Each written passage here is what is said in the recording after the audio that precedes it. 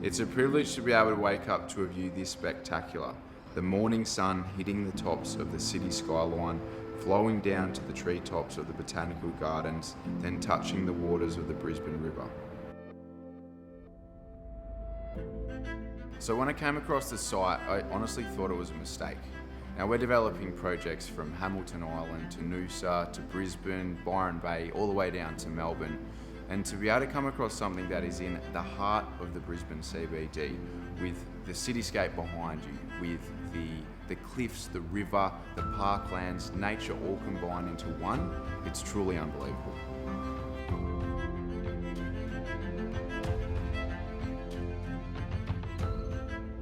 My dad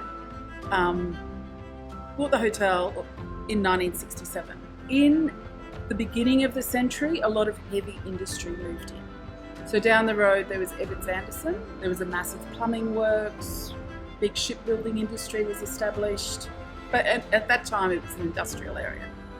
So his vision was that it would be the village pub in the 80s. Well, that didn't quite happen then. Kangaroo Point took a long time to transform, but it's amazing to see the transition. Brisbane is transforming. Kangaroo Point is part of that.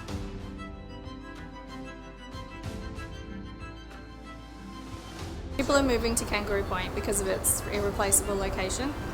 We refer to it as the Kirribilli of Brisbane because of its convenience, its connection, the future development of Queens Wharf and the footbridge. It's only going to be moments away.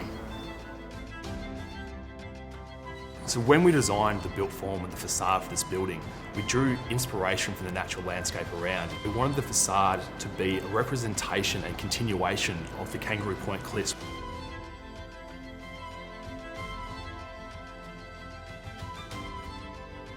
All the businesses moved out in the early 70s, so no one lived here, hardly anyone worked here. A very different environment.